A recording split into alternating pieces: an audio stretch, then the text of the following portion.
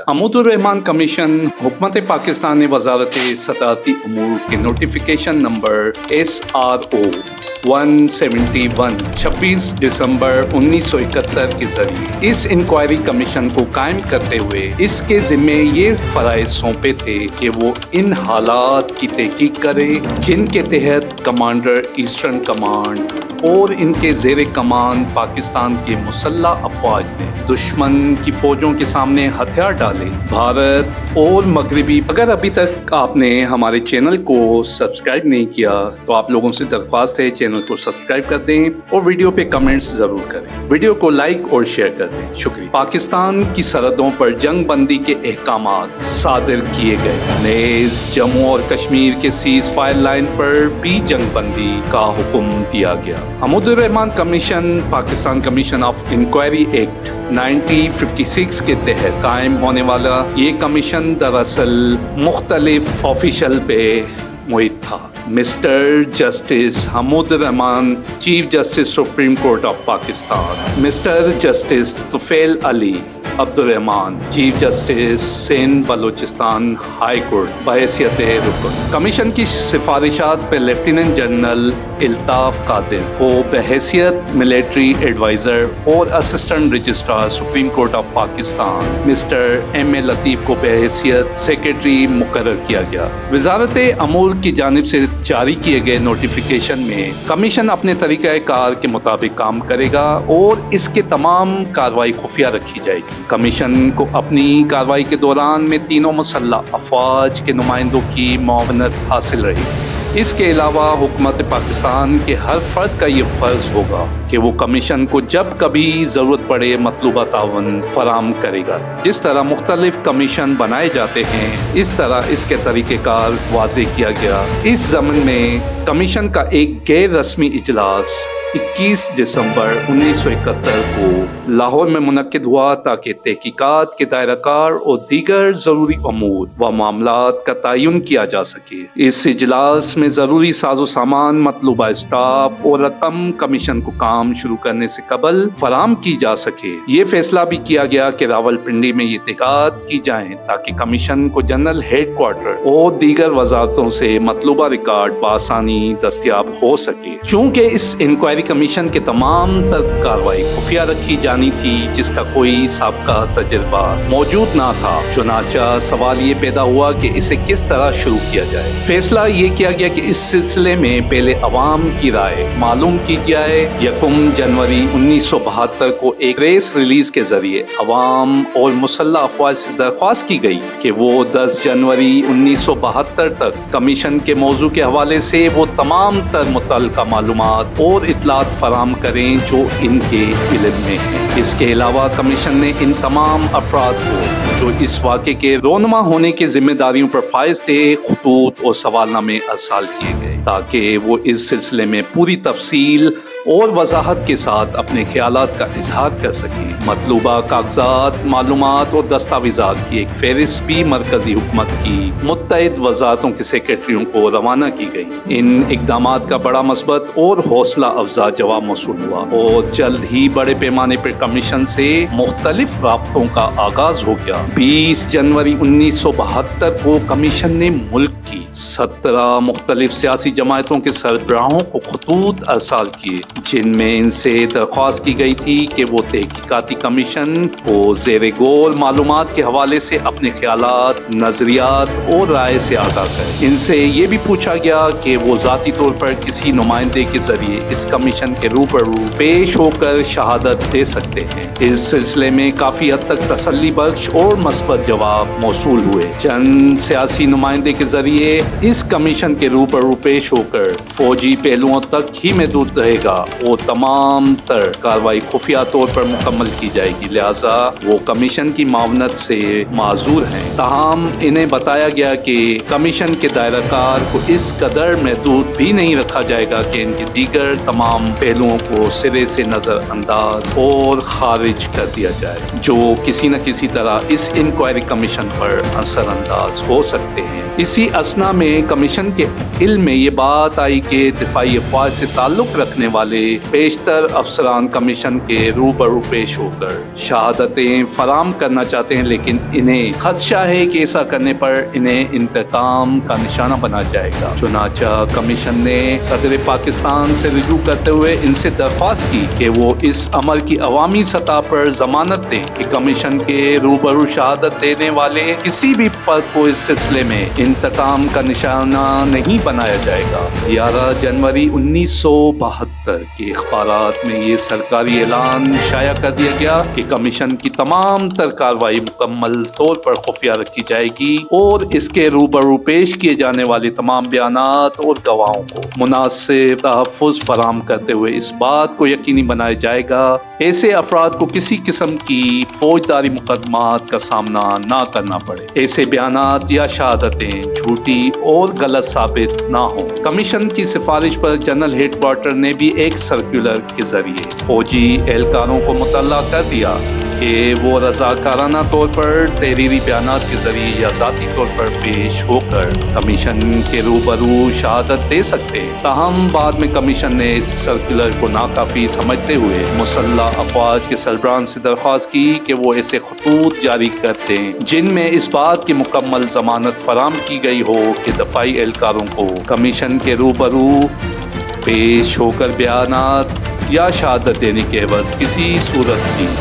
انتقامی کارروائی کا نشانہ نہیں بنایا جائے گا۔ 15 جنوری 1972 کو کمیشن نے اپنے ملٹری ایڈوائزر کے ہمراہ قصور کے حسینی والا سیکٹر کا دورہ کیا اور ڈویژنل ہیڈ کوارٹر سے بات چیت کی۔ اس کے علاوہ محاذ جنگ پر موجود جوانوں سے بھی ملاقات کی جو اپنی اپنی پوزیشنیں سنبھالے ہوئے تھے تاکہ یہ دیکھا جا سکے کہ جنگ کے دوران میں فوجی آپریشن کیسے کیا جاتا ہے۔ کمیشن دیگر سیکٹر کا بھی دورہ کرنا چاہتا تھا، تاہم وقت کی کمی کے باعث ایسا ممکن نہ ہو سکا۔ وزارت صدارتی امور نے اپنی 12 جنوری 1972 کے خط میں راولپنڈی میں کیے گئے کمیشن کے بیٹھنے کے انتظامات سے مطلع کیا۔ دفتری جگہ اور دیگر ساز و سامان نیشنل ڈیفنس کالج میں فراہم کیا گیا تھا، جہاں اسٹاف اور ٹرانسپورٹ کی سہولتیں بھی موجود تھیں۔ وزارت خارجہ اب تک بجٹ تجاویز پر غور کرنے میں مشغول تھا، تاہم امید تھی کہ کچھ رقم بہت جلد فراہم کر دی جائے گی۔ 12 جنوری 1972 کو کمیشن کی معاونت کرنے والے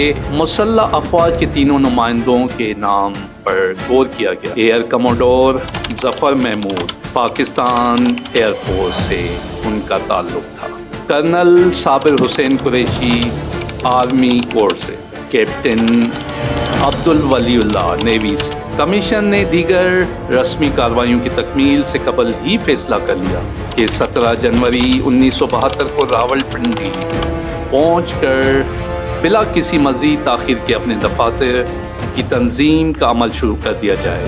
17 جنوری 1972 کو کمیشن کا پہلا اجلاس راولپنڈی میں ہوا۔ اس وقت تک 350 سے زائد افراد سے جن کا تعلق زندگی کے مختلف شعبوں سے تھا۔ دکھ تو ہوتا تھا کہ ہم اس کمیشن کو مختلف نوعیت کی معلومات اور اطلاعات فراہم ہو چکی تھی۔ بات کرتے تھے، آج ہم سر نیچے کر کے بات کر رہے ہیں۔ ان تمام کی ضروری جانچ پڑتال کی گئی تاکہ ان گواہوں کا ابتدائی انتخاب کیا جا سکے جنہیں اس کمیشن کے روبرو طلب کیا جائے گا۔ کمیشن کی کارروائی کے آغاز سے قبل صحافیوں کی درخواست پر کمیشن کے سربراہ نے ایک پریس کانفرنس سے خطاب کیا، جس کے دوران میں انہوں نے ایک مرتبہ پھر اسی امر کی یقین دہانی کرائی کہ ایسے تمام گواہان جو کمیشن کے روبرو شہادت دیں گے انہیں آفیشل سیکرٹ ایکٹ سے مستثنا سمجھا جائے گا اور انہیں انتقام یا خوف و ہراس کا نشانہ نہیں بنایا جائے گا۔ صحافیوں کے مختلف سوالات کے جوابات میں کمیشن کے سربراہ نے کہا، کمیشن کو پورا اختیار حاصل ہے کہ وہ سابقہ صدر اور چیف آف آرمی اسٹاف سمیت پاکستان کے کسی بھی شہری کو معلومات حاصل کرنے کی غرض سے طلب کر سکتا ہے۔ ضرورت پیش آنے پر کمیشن کسی بھی فرد کی حاضری کو یقینی بنانے کے لیے وارنٹ بھی جاری کر سکتا ہے یا اسے ذاتی طور پر کمیشن کے روبرو حاضری سے مستثنا قرار نہ دے۔ 15 جنوری 1962 کمیشن کی کارروائی کو خفیہ رکھنا قومی مفاد کے عین مطابق ہے، کیونکہ کمیشن کے روبرو پیش کیے جانے والے تمام اطلاعات و معلومات نہایت حساس نوعیت ہوں گی، جنہیں اس وقت عام کرنا، شائع کرنا یا نشر کرنا ممکن نہیں ہوگا۔ جبکہ مغربی سرحدوں پر بھارت اور پاکستان کی فوجیں ایک دوسرے کے مد مقابل کھڑی ہوئی تھیں، تاہم یہ کمیشن وقتاً فوقتاً عوام کی اطلاع کے لیے اپنی سرگرمیوں کے بارے میں مختصر ہینڈ آؤٹ جاری کرتا رہے گا۔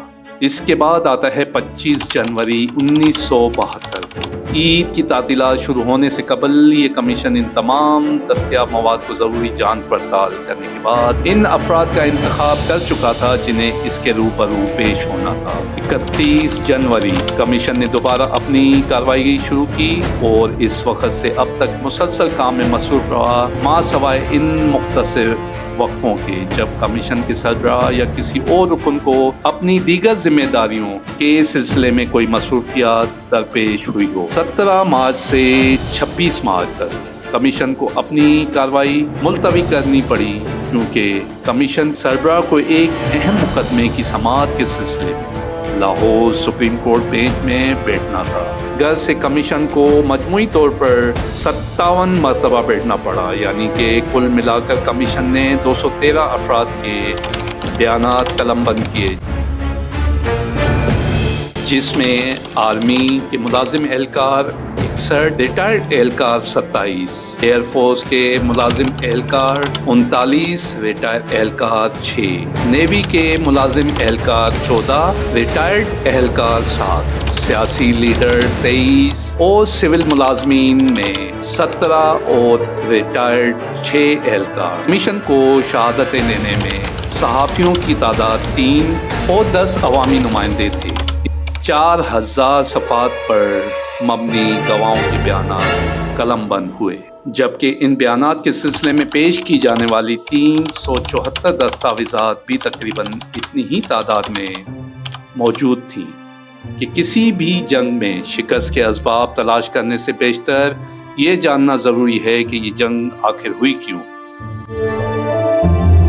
کہا جاتا ہے کہ فوجی ہتھ کنڈوں کا براہ راست تعلق سیاسی اور سفارتی حکمت عملی سے ہوتا ہے۔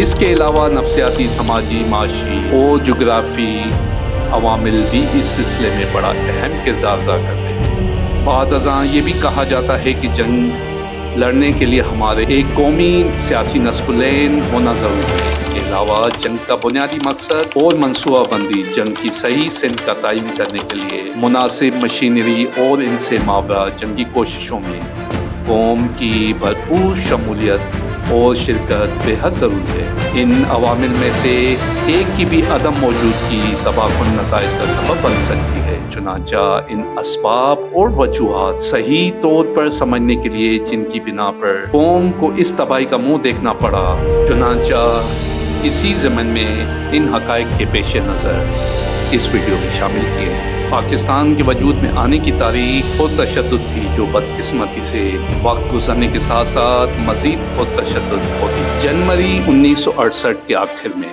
صدر پاکستان فیلڈ مارشل محمد ایوب خان بیمار ہو گئے۔ اگرچہ عوام میں اس بات کا اعلان نہیں کیا گیا تھا، اصل میں ان کو دل کا شدید دورہ پڑا تھا اور کچھ عرصے تک وہ بولنے سے بھی معذور رہے۔ تو وہ اپنے فرائض کیا انجام دیتے، لیکن دنیا کو بھی بتایا گیا کہ ان پر انفلوئنزا کا حملہ ہوا ہے۔ لہٰذا یہ تجویز پیش کی گئی کہ جب سے ایوب خان بیمار ہوئے تھے، آرمی کے کمانڈر ان چیف جنرل محمد آغا یحییٰ خان کو عارضی طور پر ایوان صدر کا کنٹرول دے دیا جائے۔ سیکریٹریوں اور وزراء سے صدر کی ملاقات بند ہو گئی۔ صدر کا مشیر جو ان کے بہت قریب ہوتا تھا، اب وہ بھی ان سے نہیں مل سکتا تھا۔ اس سے پہلے زیادہ تر فیصلے مشیر کے ذریعے ہی منظر عام پر آتے تھے۔ مسئلہ یہ تھا کہ صحت یاب ہونے کے بعد بھی صدر کی حیثیت کم ہو کر ایک ایک نام کے سربراہ کی رہ گئی تھی، کیونکہ شروع میں تو وہ جسمانی طور پر کوئی کام کرنے کے لائق نہیں تھے۔ ان کی یہ حیثیت اس وقت تک جاری رہی جب تک 25 مارچ 1969 کو یحییٰ خان نے مارشل لا کا اعلان کر کے حکومت سنبھال لی اور خود مارشل لا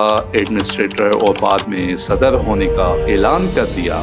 معزز ناظرین، یہ یاد رہے کہ ابھی ہم محمود الرحمان کمیشن کے بنیادی پس منظر کو سمجھنے کی کوشش کر رہے ہیں۔ بڑی عجیب صورتحال پیدا ہو گئی تھی، ایسی سیاسی جوش و خروش پیدا ہو گیا جو بعد میں ایوب خان کے حکومت چھوڑنے پر ختم ہوا۔ سیاست کے ایک طالب علم کے لیے بعد میں جو بے چینی پیدا ہوئی اس کا اندازہ لگانا مشکل نہیں تھا۔ یہ بات بھی درست ہے کہ ایوب خان کی بیماری نے ایک سیاسی تحریک کو جنم دیا جو بہرحال شروع ہونی تھی۔ اس تحریک کے شروع ہونے میں دوسرے عوامل بھی کار فرما تھے۔ دیکھنے میں تو ملک کے ایک آئینی حکومت برسر اقتدار تھی اور معمول کا کاروبار حکومت چلا رہی تھی۔ اگر صدر بیماری کی وجہ سے اپنے فرائض انجام دینے کے لائق نہ رہے تو آئین میں دیا گیا ہے کہ ایک اسپیکر عارضی طور پر صدر کا عہدہ سنبھال لے گا، لیکن اگر صدر ذہنی یا جسمانی کمزوری کی وجہ سے معذور ہو گیا ہے تو اسے اسمبلی میں ایک قرارداد منظور کر کے بتایا جا سکتا ہے۔ اس قرارداد کے منظور ہونے کے بعد اسپیکر عارضی طور پر کچھ آئینی اقدامات اٹھائے گا اور بعد میں اس عہدے پر مستقلاً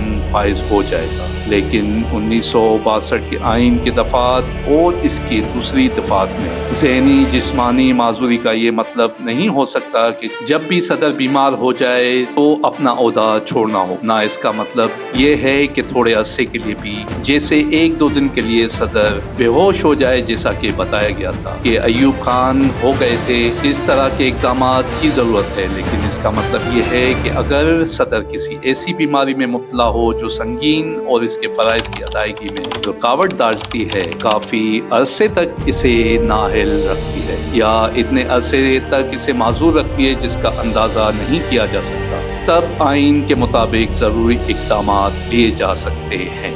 محمود الرحمان کمیشن کا ڈراؤنا پس منظر 25 مارچ 1969 کی شام general Agha Muhammad Yahya Khan commander in chief Pakistan army نے ملک میں مارشل لا کا نفاذ کر دیا اور پورے ملک کا اقتدار حاصل کر لیا۔ انہوں نے اپنے آپ کو چیف مارشل لا ایڈمنسٹریٹر مقرر کر لیا۔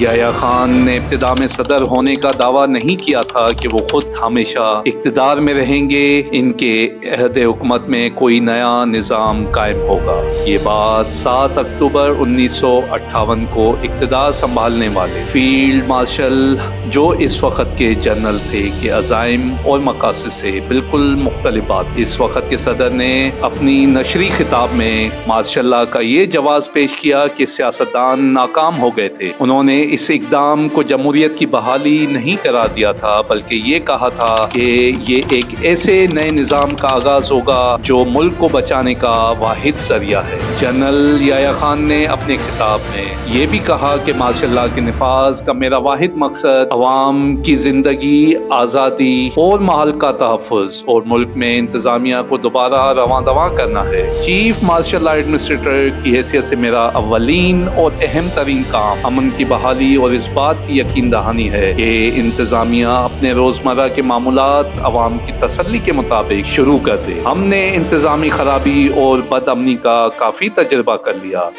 میں اس بات کو یقینی بناؤں گا کہ خرابی اور بد امنی کی یہ صورتحال پھر دوبارہ کبھی پیدا نہ ہو۔ انتظامیہ کے ہر فرد کو میری اس تنبیہ کا سنجیدگی سے جائزہ لینا چاہیے۔ میرے ہم وطنوں، میں آپ پر واضح کر دینا چاہتا ہوں کہ میرا اس کے علاوہ کوئی مقصد نہیں۔ ایک آئینی حکومت کا قیام عمل میں لایا جائے۔ میرا پختہ یقین ہے کہ ایک معقول اور تعمیری سیاسی زندگی اور حق رعایتی کی بنیاد پر غیر جانبداری اور منتخب نمائندوں کے درمیان میں اختیارات کی منتقلی کے لیے صاف و شفاف اور ایماندار انتظامیہ بہت ضروری ہے۔ ان منتخب نمائندوں کا ہدف ایک قابل عمل آئین کی صورت ہوگا اور ان تمام سیاسی، معاشی اور سماجی مسائل کا حل بھی جو عوام کے لیے ذہنی پریشانی کا باعث ہیں۔ اس لیے جنرل یحییٰ کی حیثیت محض قائم مقام کی تھی جو ملک میں لا اینڈ آرڈر بحال کر سکے اور جلد از جلد اقتدار منتخب نمائندوں کو سونپ دے۔ اس کا مطلب یہ ہوا کہ ان کے پاس دو ہی راستے تھے، یا تو وہ خود ایک نئے آئین کا اعلان کرتے یا آئین کی تشکیل کے لیے کوئی انتظامی مشنری قائم کرتے۔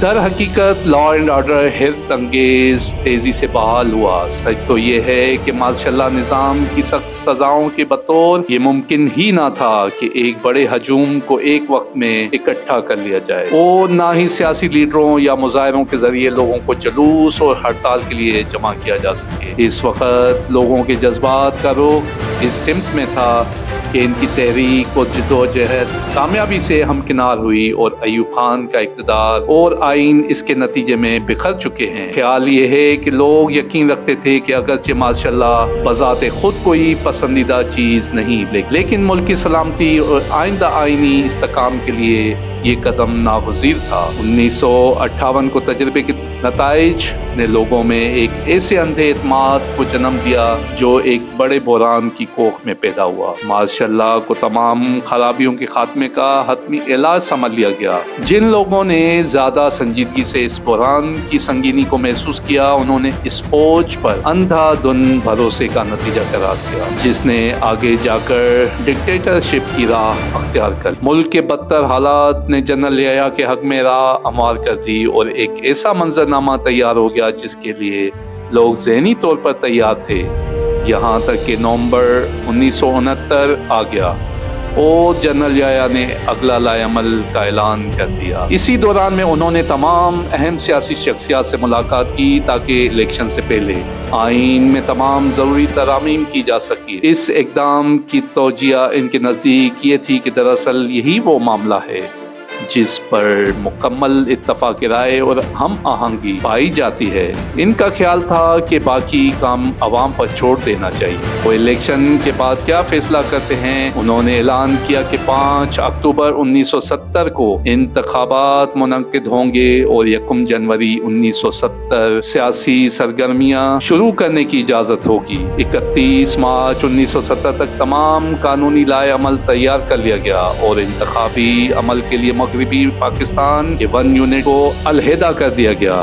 دیگر بنیادی معاملات جن کے بارے میں کہا گیا کہ اتفاق رائے سے انجام دیے جائیں گے، ان میں نئے آئین کے باب میں وضاحت کی گئی کہ یہ وفاقی پارلیمانی طرز کا ہوگا اور انتخابات حق کے رائے دہی کی بنیاد پر ہوں گے۔ بنیادی انسانی حقوق کے نفاذ کو عدالتوں کی مدد سے یقینی بنایا جائے گا۔ عدلیہ کی آزادی، اس کی بحیثیت آئین کے نگراں کردار کی حفاظت کی جائے گی۔ آئین کی اساس اسلامی نفاذ ہوگا جو نظریہ پاکستان کی بنیاد ہیں۔ اگر آئینی نظام کی جلد بحالی اور عوامی نمائندوں کو اقتدار سونپنا ہی اصل مقصد تھا تو یہ ناقابل فہم ہے کہ جنرل یحییٰ کے اقتدار میں آنے کے 18 ماہ بعد 5 اکتوبر 1970 کو الیکشن کا اعلان کیا گیا۔ حالانکہ امن و امان کی صورتحال بہت جلد بحال ہو گئی تھی۔ یہ درست ہے کہ آئینی اتفاق رائے پیدا کرنے کے لیے انہوں نے سیاسی رہنماؤں سے ملاقاتیں کی، لیکن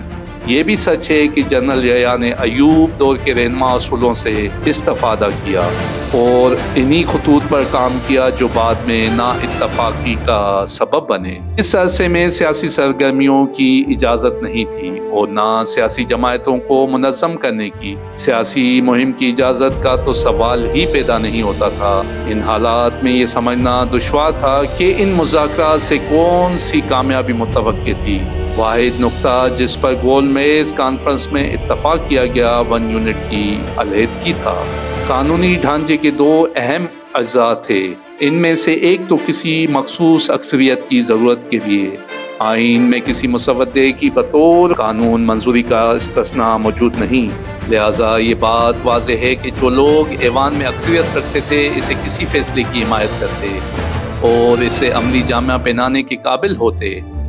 جہاں تک اس صورتحال کا ہماری سیاست سے تعلق ہے تو حقیقی صورتحال بہت مایوس کن تھی۔ اس فیصلے کی وجہ سے ہر قیمت پر ایک فرد ایک ووٹ ہونا چاہیے۔ واضح تھا کہ مشرقی پاکستان کی عددی اکثریت آبادی کے لحاظ سے زیادہ تھی، جیسا کہ ہم پہلے بھی کہہ چکے ہیں کہ ایوان کے فیصلے کرنے کی ایک ہی بات اہم تھی اور وہ صوبائی خود مختاری کا معاملہ تھا۔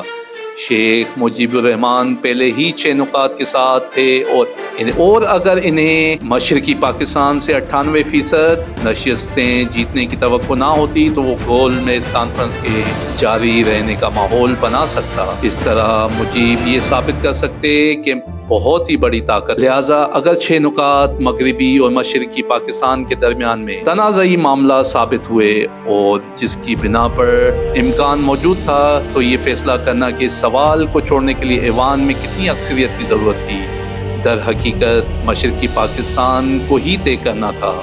بہرحال مشرقی پاکستان کو اس بات کا فیصلہ کرنا تھا کہ اسے ساتھ رہنا چاہیے یا نہیں۔ ایسا نہیں تھا کہ ووٹنگ کے طریقہ کار کی اہمیت کو محسوس نہ کیا گیا تھا۔ شواہد یہ ظاہر کرتے ہیں کہ وزیر قانون مشیر قانون نے یحییٰ خان کو اس مسئلے کی نزاکت سے آگاہ کر دیا تھا اور واقعی جنرل نے 28 نومبر 1969 کو اپنے نشریاتی پیغام میں جس کا اہم قبل ازیں حوالہ دے چکے ہیں اور 28 مارچ 1970 کو لیگل فریم ورک آرڈر کے نفاذ سے 2 دن پہلے یہ باتیں بتائیں۔ لیگل فریم ورک آرڈر کے تحت منتخب کی جانے والی قومی اسمبلی کو قانون سازی کا قطعاً کوئی اختیار اس وقت تک حاصل نہیں تھا کہ چنانچہ اس پوشیدہ خطرے کو جو قومی اسمبلی کو بیک وقت ان دونوں امور کی انجام دہی سے لاحق ہو گیا تھا، آغاز ہی سے بام کر مسودہ تیار کر لیا گیا تھا۔ نہ صرف یہ کہ 120 دنوں کی مہلت دی گئی تھی بلکہ اس قدر تقدیس عطا کر دی گئی کہ اگر دونوں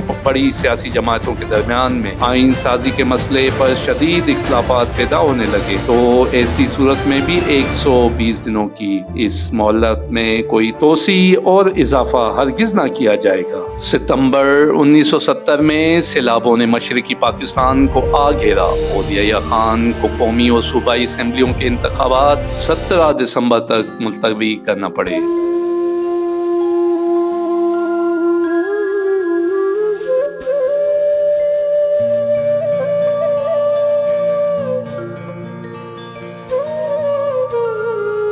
مجیب الرحمان نے اصرار کیا اس موقع پر سیلابوں کی وجہ سے انتخابات ملتوی کرنے کی کوئی وجہ نہیں تھی کیونکہ مشرقی پاکستان کے لیے کوئی غیر معمولی بات نہیں تھی۔ مشرقی پاکستان کے لوگ پانی میں آدھے غرق رہنے کے عادی ہیں۔ ممکن ہے کہ یحییٰ خان نے خلوص کے ساتھ سوچا ہوگا اکتوبر میں انتخابات کرنا قابل عمل نہیں ہے، اسی وجہ سے انہوں نے ملتوی کر دیے ہوں۔ دوسری سیاسی جماعتوں نے بھی انتخابات ملتوی کرنے کا مطالبہ کیا، اس لیے یہ نہیں کہا جا سکتا کہ انتخابات ملتوی کرنے میں یحییٰ خان کا فیصلہ بدنیتی پر مبنی تھا۔ یہ کہنا کافی ہوگا کہ انتخابات ملتوی کرنے سے مہم چلانے کے لیے مزید 2 ماہ کا اضافہ ہو گیا۔ اس طرح آمرانہ دور کی مدت میں اضافہ ہو گیا۔ اس کا ایک اور نتیجہ 1970 میں مشرقی پاکستان سائیکلون کا شکار ہوا اور اسے عوامی لیگ نے مغربی پاکستانیوں کے خلاف پہلے سے موجود شدید نفرت بڑھانے کے لیے استعمال کیا۔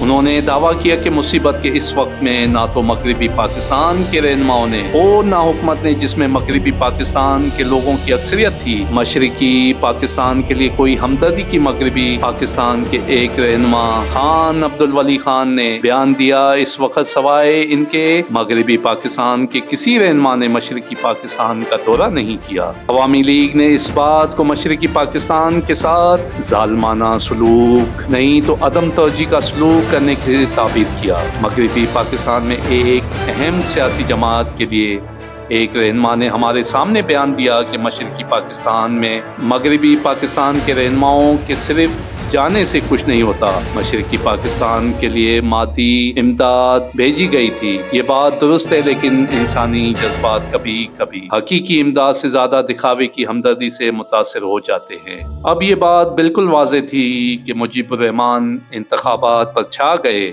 جہاں تک ہم نے سنا ہے وہ چاہتے تھے کہ انہیں تقریباً 120 نشستیں حاصل ہو جائیں، جس سے وہ ایوان میں سب سے بڑی جماعت کے رہنما بن جائیں گے، مگر انہیں مکمل اکثریت حاصل نہ ہو۔ ہمیں یہ احساس ہے کہ بیان سے یہ ظاہر ہوتا ہے کہ مجیب چاہتے تھے کہ 6 پوائنٹس کی بنیاد پر مذاکرات کریں، بجائے اس کے اس پروگرام کو وہ ایوان میں اپنی قوت کے ذریعے منظور کرائیں۔ یہ بڑا مشکل ہوگا اور ناانصافی بھی ہوگی۔ 6 نکات کے سلسلے میں مجیب الرحمان کے ارادوں کے بارے میں بغیر ان کے یا ان کی جماعت کے کسی رکن کی شہادت کے لیے فیصلہ کر لیا جائے۔ مجیب الرحمان کے وہ 6 پوائنٹس دراصل تھے کیا؟ آئیے ان پہ ایک نظر ڈالتے ہیں۔ 1940 کی قرارداد لاہور کی روشنی میں ایک وفاق پاکستان میں ایک ایسے پارلیمانی نظام کی ضمانت دی جائے کہ جس میں بالغ رائے دہی کی بنیاد پر براہ راست منتخب شدہ قانون ساز اسمبلی کو بالادستی حاصل ہو۔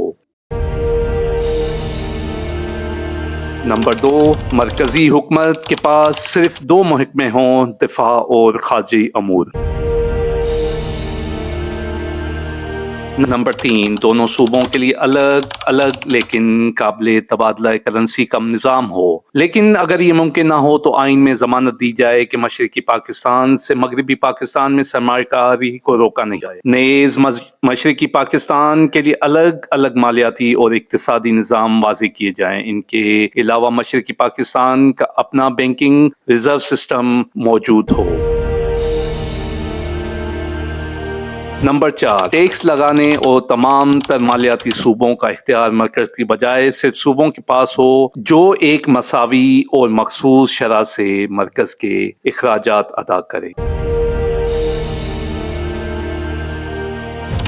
نمبر 5، ہر صوبے بیرونی تجارت معاہدے کرنے میں آزاد ہو اور اپنے حساب و کتاب کا واحد حقدار ہو، جبکہ دونوں حصوں کے درمیان ملکی مصنوعات کی نقل و حمل پہ کسی قسم کا ٹیکس نہ ہو۔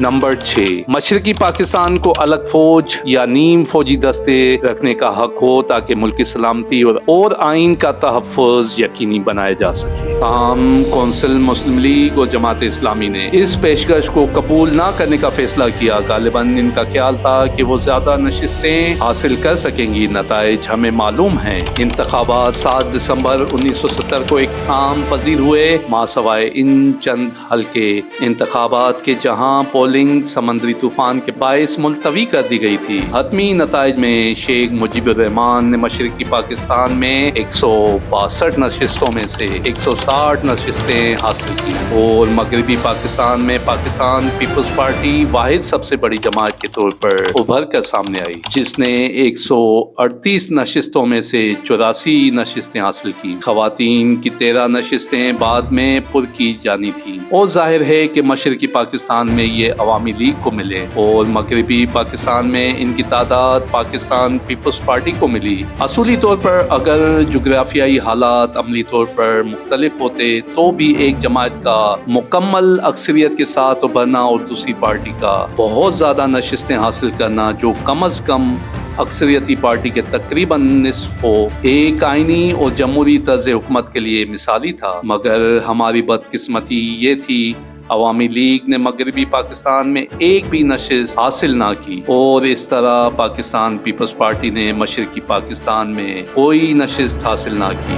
مجیب الرحمان نے جس علاقے سے اکثریت حاصل کی وہ طبی طور پر باقی ملک سے ملا ہوا نہیں تھا، بلکہ حقیقت یہ تھی کہ اس کے درمیان میں ایسا ملک حائل ہے جو تاریخی وجوہات کی بنیاد پر پاکستان اور خاص طور پر اس کی سلامتی کا مخالف ہے، اور یہ سب کچھ اس حقیقت کے سامنے منسلک تھا کہ قومی اسمبلی جسے ہر چند قانون ساز ادارے کے طور پر کام کرنا تھا، بنیادی طور پر دستور ساز ادارہ تھا۔ اس وقت یہ کہنا بڑا آسان ہے کہ شیخ مجیب الرحمان اپنے قانون ساز ادارے کی الیکشن کی مہم میں کامیاب ہوئے اور انہوں نے ایک آئینی پروگرام کی مہم چلائی اور واضح طور پر اعلان کیا کہ وہ ان انتخابات کو ریفرنڈم سمجھتے ہیں۔ لہٰذا یہ بات واضح ہے کہ جمہوریت اور انصاف کا مطالبہ ایک جیسا ہے اور یہ کہ انہیں اس بنیاد پر آئین تیار کرنے کی اجازت دی جائے، مگر بدقسمتی سے ہر آسان بات سچ نہیں ہوتی۔ عوامی لیگ کے انتخابات میں اس کامیابی کے بعد پورے مشرقی پاکستان کا صوبہ بے صبری سے قومی اسمبلی کی طلبی کا منتظر رہا اور امید کی جاتی تھی کہ پاکستان کی تاریخ میں ایک نئے باب کا آغاز ہوگا جس میں مشرقی پاکستان ایک غالب کردار ادا کرے گا، لیکن اس کے ساتھ ہی ایک خدشہ یہ بھی تھا کہ انتخابات میں کامیابی کے باوجود اقتدار کا دعویٰ کرنے کا اہل نہ ہو سکے۔ یہ ایک قسم کا احساس تھا اور حقیقت ہو تو بہت اچھا تھا۔ اس کے علاوہ ایک اور مخفی خدشہ مغربی پاکستان یا فوج بھی تھا جو مشرقی پاکستان کے خیال میں تغیر پذیر صورتحال میں اقتدار نہیں چھوڑے گا جس پر وہ گزشتہ 12 سال سے قابض رہے۔ دسمبر کا مہینہ گزر گیا اور ابھی تک ایسی علامات نہیں تھی کہ اجلاس بلایا جائے۔ 3 جنوری 1971 کو شیخ مجیب الرحمان نے ایک عظیم الشان جلسہ منعقد کیا جس میں انہوں نے قومی اسمبلی صوبائی اسمبلی کے منتخب ارکان سے حلف لیا اور پارٹی کے صوبائی خود مختاری کے پروگرام سے وفاداری کا عہد لیا۔ شیخ مجیب الرحمان وقت گزرنے کے ساتھ ساتھ اپنے اس موقف سے پیچھے ہٹتے رہے کہ 6 نکات پر بات چیت ہو سکتی ہے، اور اب انہوں نے یہ موقف اختیار کر لیا کہ 6 نکات بنگلہ دیش کی عوام کی ملکیت ہیں اور ان پر سودے بازی کا کوئی سوال ہی پیدا نہیں ہوتا۔ ممکنہ طور پر حیرت انگیز تقریباً یک طرفہ انتخابی نتائج کے ساتھ یہ حقیقت بھی شامل تھی کہ انتظامیہ نے عوامی لیگ کے انتخابی مہم میں کوئی مداخلت نہیں کی کہ مجیب الرحمان کو سیاسی قوت کے نشے سے سرشار کر دیا۔ دوسری جانب یہ بھی درست ہے کہ اس اکثریت کے ساتھ مجیب الرحمان یک طرفہ کوئی آزاد انسان نہیں تھے۔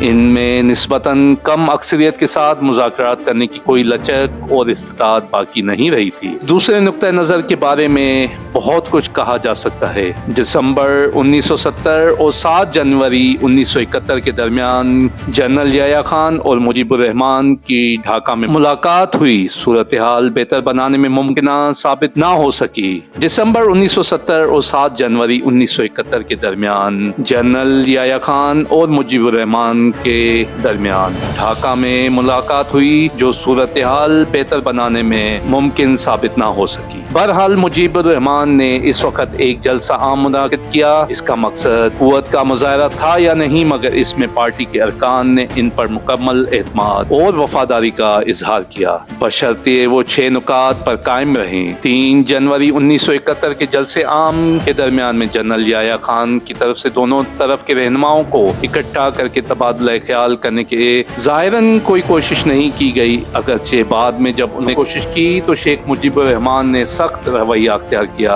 ایسا کرنا ناگزیر تھا، لیکن ایسی کسی کوشش کی کامیابی کے لیے یہ بہت پہلے ہونا ضروری تھا، یعنی جلسہ عام سے قبل، اگرچہ اس کے لیے مقررہ تاریخ 3 جنوری 1971 کا کوئی اندازہ نہیں تھا۔ حقیقت میں یہ ملاقات انتخابی نتائج کے 4 ہفتے بعد تک نہ ہو سکی۔ یہاں اس سے ہٹ کر 6 نکاتی پروگرام پر مغربی پاکستان کی پارٹیوں کا انتخابات سے قبل اور بعد کی صورتحال پر رد عمل کا ذکر کرنا مناسب ہوگا۔ مغربی پاکستان میں کم و بیش تمام جماعتوں نے 6 نکاتی پروگرام کی مخالفت کی۔ یہ کہنا کہ صرف پاکستان پیپل پارٹی نے مخالفت نہیں کی بڑا طنز ہوگا۔ انتخابات کے بعد پیپلز پارٹی ہی تھی جو ان کی مخالفت میں سب سے زیادہ شور مچانے والی تھی، جبکہ دوسروں کی مخالفت کم تھی۔ ہمارے خیال میں یہ کہنا درست ہے کہ جب دوسروں نے 6 نکاتی پروگرام کی مخالفت ترک کر دی تھی، ان کا نقطہ نظر عام طور پر انتخابات کے بعد کے زمانے میں پاکستان پیپلز پارٹی کے نقطہ نظر کی مخالفت تھی۔ اس پس منظر میں جنرل یحییٰ خان مشرقی پاکستان گئے۔ ایڈمرل احسن کی شہادت جنرل یحییٰ خان اور اس کی ٹیم کی شیخ مجیب الرحمان کے ساتھ بحث و تبادلہ خیال پر روشنی ڈالنی تھی۔ ہم نے اس سے بیشتر اس کا حوالہ دیا کہ جو ہمارے نزدیک 6 نکاتی پروگرام کا مطالبہ نہ کرنے کا موجب ہے۔ 6 جنوری 1971 کو جنرل یحییٰ کے پرنسپل اسٹاف افسر جنرل پی زادہ نے مشرقی پاکستان کے گورنر ایڈمرل احسن سے ملاقات کی اور ان سے 6 نکاتی پروگرام کی ایک نقل کے اصول کے لیے کہا تاکہ اگلے روز صدر اس پر مجیب الرحمان اور اس کے ساتھیوں سے بات چیت کر سکیں۔ اس موقع پر صدر کی ٹیم کے پاس 6 نکاتی پروگرام کی نقل کا موجود نہ ہونا آنکھیں کھولنے کے لیے کافی ہے۔ تاہم ایڈمرل نے خاص طور پر یہ پوچھا کہ کیا 6 نکاتی پروگرام کا تجزیہ کیا جا چکا ہے تاکہ اس کی خامیوں کا پتہ چل سکے اور صدر مخصوص سوالات کرنے کے قابل ہو سکیں، تو جنرل پیرزادہ نے جواب دیا کہ ایسا کوئی تجزیہ نہیں ہوا اور اگلے روز جو کچھ بھی غور و خوض ہونے والا ہے وہ مختصر میٹنگ میں ہوگا۔ زیادہ تفصیل سے بحث و مباحثہ کرنے کے دیگر مواقع ہوں گے۔ چنانچہ دوسرے دن ایک اجلاس منعقد ہوا جس میں جنرل یحییٰ خان کے علاوہ وہاں کے پرنسپل اسٹاف آفیسر کا اور ایڈمرل احسن موجود تھے۔ عوامی لیگ کی طرف سے شیخ مجیب الرحمان، مسٹر تاج الدین، مسٹر نذر الاسلام اور قمر الزمان موجود تھے۔ شیخ مجیب الرحمان نے اپنا 6 نکاتی پروگرام پیش کیا اور بعض سوالوں کے جواب دیے جو جنرل یحییٰ خان نے اٹھائے اور کہا، اب آپ جان گئے ہیں کہ 6 نکاتی پروگرام کیا ہے۔ اس سوال میں بہت معنی خیز ہے۔ جنرل یحییٰ خان کے بارے میں کہا کہ ذاتی طور پر انہیں 6 نکاتی پروگرام کے خلاف کوئی اعتراض نہیں، مگر مجیب الرحمان کو مغربی پاکستان کے رہنماؤں کو ساتھ لے کر چلنا ہوگا، جس پر شیخ مجیب الرحمان نے جواب دیا کہ یقیناً جناب عالی، آپ مہربانی کر کے اسمبلی کا اجلاس ممکنہ طور پر جلد از جلد بلائیں اور میں تجویز کرتا ہوں کہ 15 فروری 1971 کو بلائیں اور آپ دیکھیں گے کہ میں نہ صرف سادہ بلکہ تقریباً 2/3 اکثریت حاصل کروں گا۔ یہ تھی حمود الرحمان کمیشن رپورٹ جو ہم نے مختصر خلاصے کے ساتھ آپ کو اس ویڈیو میں پیش کی ہے۔ ویڈیو اچھی لگی ہو تو لائک اور شیئر کریں۔ ہمارے چینل کو اگر ابھی تک سبسکرائب نہیں کیا تو چینل کو سبسکرائب کریں۔